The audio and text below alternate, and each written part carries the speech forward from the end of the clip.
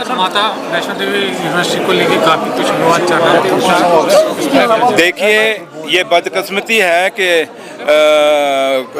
जहाँ तक बीजेपी के लोग इसको खामखा के इशू बना रहे हैं।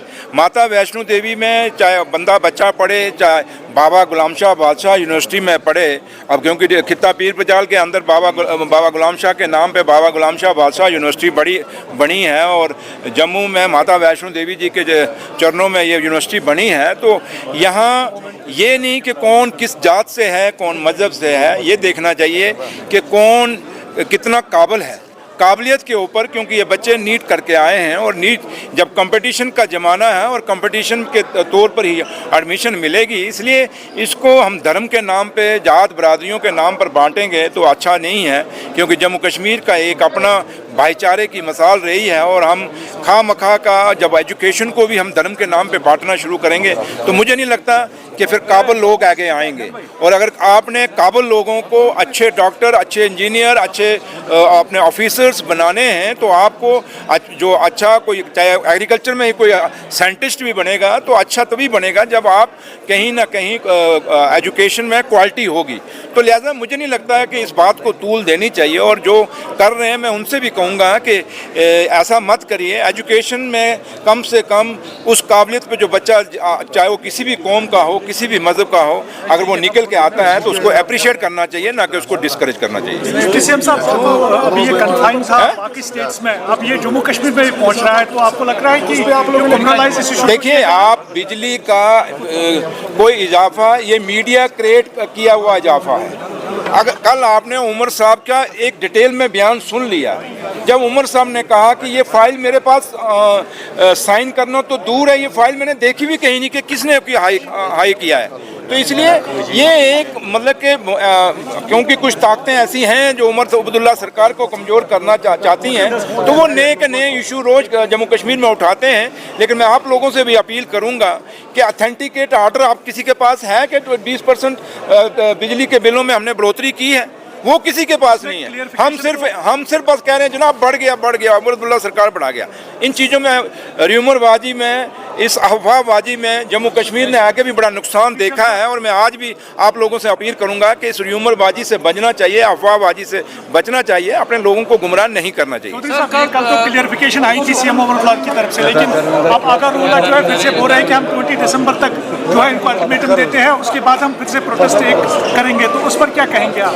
देखिए, अब वो क्या कहते हैं, आगारूल्लाह साहब क्या नहीं कहते, मुझे उससे कोई लेना देना नहीं। मैं एक ही बात जानता हूँ, आगारूल्लाह साहब को किसने रोका है।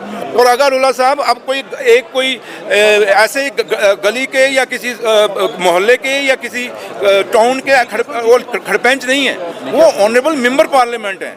और मेंबर पार्लियामेंट को किसने रोका आप? क्योंकि आज यूटी है हमारी, अभी पार्लियामेंट लगेगी, वहाँ बात रखें ना अपनी। मतलब किसने, आज मैं एमएलए निशारा हूँ तो मैं कहूँ जी मैं प्रोटेस्ट करने जा रहा हूँ, फिर मैं एमएलए किस काम का हूँ? तो इसलिए ये एक ब्रेकिंग न्यूज़ बनाने के लिए, एक अपने आप को खबरों में रखने के लिए आप जरूर ये कह सकते हैं, लेकिन ऑनरेबल एमपी हैं और एमपी का अपना एक प्रोटोकॉल है और उनको बात करनी चाहिए। आए ना सीएम साहब से बात करें, आए वो हिंदुस्तान के प्राइम मिनिस्टर से बात करें, होम मिनिस्टर से बात करें। मतलब सड़क पे एक बयान दे देना एक एमपी को क्या जचता है? अगर आप सही मायने में लोगों के हमदर्द हैं, पहले वो रिजर्वेशन पे बोलना शुरू हो गया, देखा कि रिजर्वेशन पे सरकार ने अपना जो है फैसला वो कर रही है, तो उसको हट के आप आ गए हैं बिजली पे।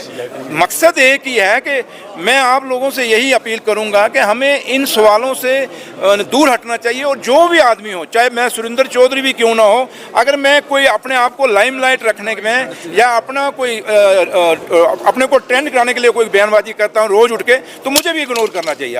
आपको वो चीज़ें देखनी जिसमें जम्मू कश्मीर का एकता बढ़े, जम्मू कश्मीर का भाईचारा बढ़े, और जम्मू कश्मीर में अफवाहबाजी ना चलाएं।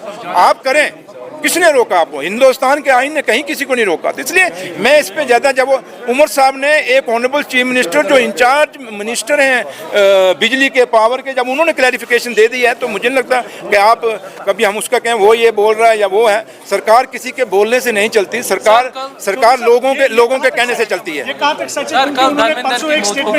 हाँ, ये बड़ी दुख की बात है धर्मेंद्र जी की, क्योंकि हमने बचपन से उनकी पिक्चरें देखते आए हैं, आप लोगों ने भी देखी होंगी। वो हंसमुख चेहरा और वो चेहरा जो आज 89 ईयर्स की एज में भी जब भी उनकी कोई वीडियो आती थी वो जवानी में आती थी, आज जैसे कोई जवान बोल रहा और खुद वो कहते थे मैं अभी मैं बूढ़ा नहीं हुआ, मैं जवान हूँ, धर्मेंद्र जी कहा करते थे। इसलिए उनकी वो पिक्चरें शोले पिक्चर के वो डायलॉग, वो मासी वाला जो टैंकी पे चढ़ के जो उन्होंने वहाँ डायलॉग किए थे, वो आज भी बच्चे की जुबान है पे हैं। और एक बहुत बड़ा सितारा, एक बहुत बड़ी हस्ती हिंदुस्तान ने खोई है। और ऐसे कलाकार जो हमारे पुराने कलाकार हैं जैसे धर्मेंद्र जी थे, ऐसे कलाकार मिलने बहुत मुश्किल है। इसलिए उनके लिए आज हम जितना भी अफसोस जाहिर करें वो कम है, और जितने मर्जी लफ्ज़ों से हम उनके लिए श्रद्धांजलि दें, लेकिन अब यही कह सकते हैं कि भगवान से हम उस रब से यही दुआ करते हैं कि उनको धर्मेंद्र जी की आत्मा को अपने चरणों में जगह दें और उनकी जो फैमिली है उनको हौसला दें ताकि वो इस गम से, इस सदमे से बाहर निकल सकें। Thank you. उन्होंने परसों बोला था कि मैंने रिजाइन भी किया था लेकिन वो एडमिट नहीं हुआ पार्टी लेवल पर। तो क्या जम्मू कश्मीर की सरकार या जम्मू कश्मीर के लोग सिर्फ आगा साहब के इर्द गिर्द में सरकार चलनी है क्या? देखिए वो क्या कहते हैं, रोज कहते हैं, उनको छोड़िए। मैंने कहा ना जम्मू कश्मीर की आवाम क्या कहती है, जम्मू कश्मीर के लोग क्या कहते हैं। जैसे मैं नौशहरा से जीत के आया हूँ, मेरे नौशहरा के लोग क्या कहते हैं वो मैटर करता है। रही मैंने कहा कि जब एक आम आदमी नहीं है, वो आज हिंदुस्तान की पार्लियामेंट में जो सबसे बड़ी पंचायत हमारी महापंचायत है हिंदुस्तान की, उसके मेंबर हैं, उनको किसने रोका है? वो आए ना, अब सड़क पे रोज बयान दे देते हैं, लेकिन उनको बोलो ना उमर साहब को अगर आपने रिजाइन दिया था तो रिजाइन है कहाँ? आप कह रहे हैं ना, आप कह रहे हैं उन्होंने रिजाइन दिया था, तो रिजाइन का कॉपी कहाँ पे अगर उन्होंने रिजाइन किया हुआ है? दूसरी बात कि जहाँ तक ताल्लुक है कि अगर उनको कोई प्रॉब्लम है, समझते हैं कि लोगों की हमदर्दी करनी है, तो फिर वो उमर साहब के पास आए ना। उमर साहब ऑनरेबल चीफ मिनिस्टर हैं और चीफ मिनिस्टर से आके बात करें और अपने बात बताएं।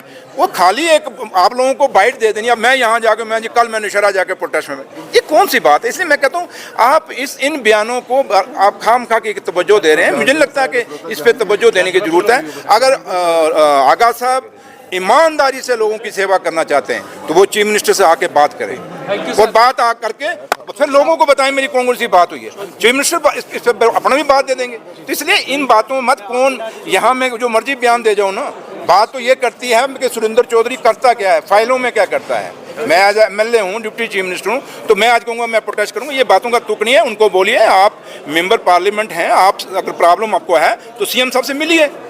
जो आप जाके दिल्ली में पार्लियामेंट लगने वाली है उसमें बात रखिए। Thank you.